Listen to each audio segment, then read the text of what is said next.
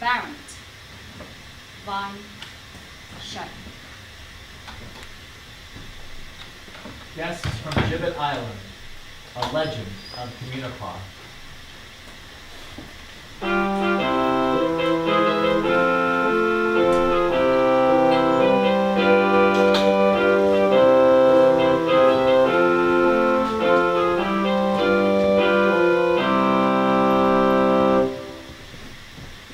Whoever has visited the ancient and renowned village of Communipaw may have noticed an old stone building of most ruinous and sinister appearance. The doors and window shutters are ready to drop from their hinges. Old clothes are stuffed in the broken panes of glass, while legions of half-starved dogs prowl about the premises and rush out and bark at every passerby. For your beggarly house in a village is most apt to swarm with profligate and ill-conditioned dogs. What adds to the sinister appearance of this mansion is a tall frame in front, not a little resembling a gallows, and which looks as if waiting to accommodate some of the inhabitants with a well-merited errand. It is not a gallows, however, but an ancient signpost.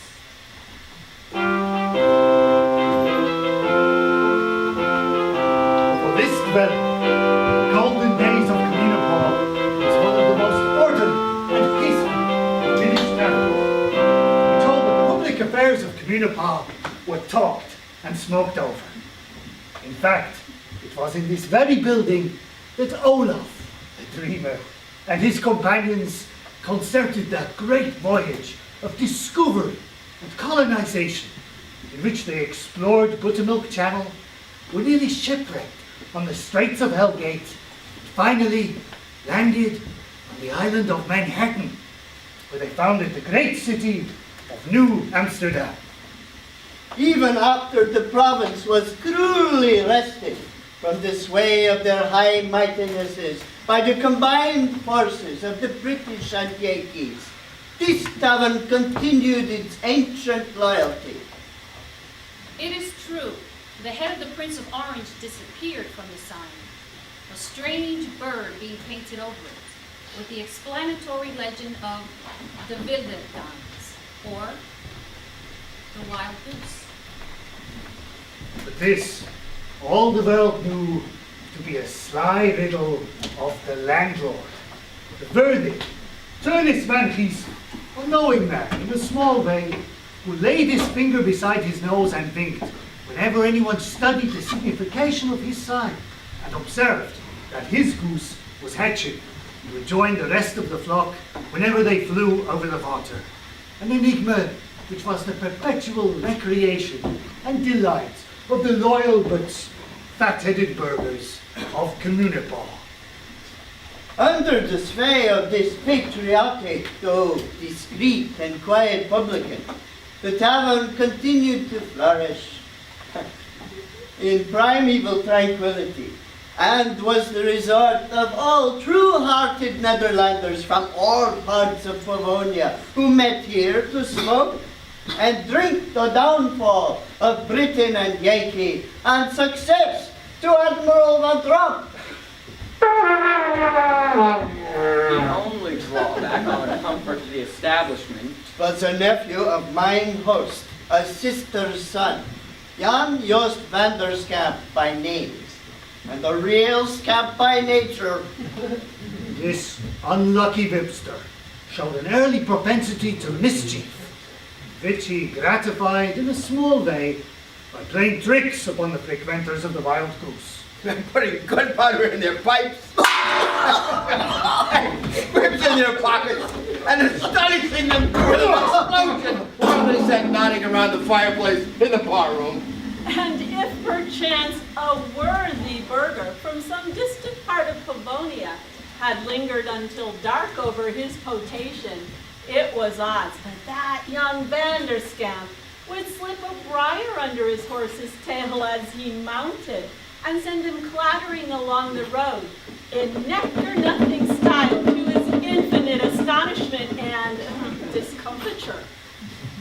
may be wondered at why mine host of the wild goose did not turn such a graceless varlet out of doors.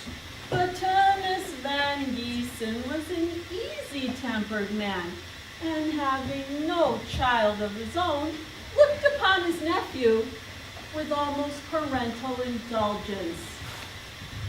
His patience and good nature were doomed to be tried by another inmate of his mansion.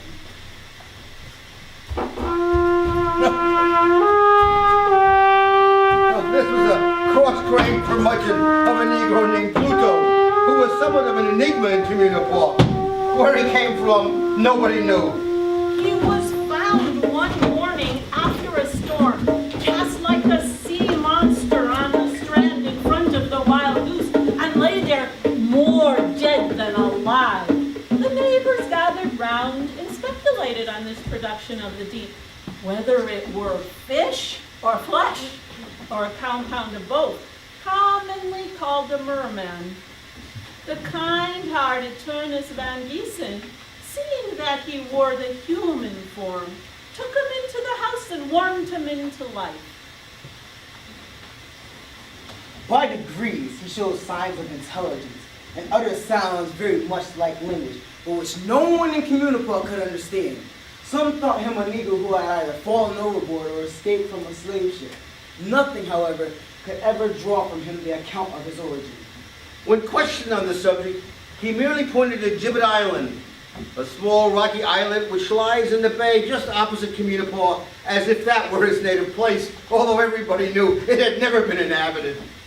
In the process of time, he acquired something of the Dutch language. That is to say, he learned all its vocabulary of oaths and maledictions, which just weren't sufficient to string them together. Thunder and Blitzen! Thunder and lightning were the gentlest of his ejaculations.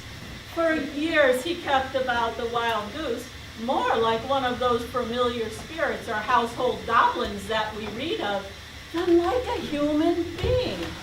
He acknowledged allegiance to no one, but performed various domestic offices when it suited his humor, waiting occasionally on the guests, grooming the horses, cutting wood, drawing water, and all this without being ordered. Lay any command on him, and the stubborn sea urchin was sure to rebel. He was never so much at home, however, as when on the water, plying about in his skiff or canoe, entirely alone, fishing, crabbing, or grabbing for oysters. And would bring home quantities for the larder of the Wild Goose, which he would throw down at the kitchen door with a growl. No wind nor weather deterred him from launching forth on his favorite element. Indeed, the wilder the weather, the more he seemed to enjoy it. If a storm was brewing, he was sure to put off from shore, and would be seen far out in the bay, his light skiff dancing like a feather on the waves. When sea and sky were all in a turmoil, and the stoutest ships were fain to lower their sails. And sometimes on those occasions he would be absent for days together. How he weathered the tempest, and how and where he subsisted, no one could define, nor did anyone venture to ask, for all had an almost superstitious awe of him. Some of the Communipaw oystermen declared that they had more than once seen him suddenly disappear, canoe and all, as if they plunged beneath the waves and, after a while, come up again in quite a different part of the bay. Whence they concluded that he could live underwater, much like that notable species of wild duck. Commonly called the hell diver. All began to consider him in the light of a foul-weather bird, like the mother carries chicken or storing petrol. And whenever they saw him putting far out in the bay in cloudy weather, made up their minds for a storm. The only being for whom he seemed to have any liking was Jan Joost Vandersken, and him he liked for his very wickedness.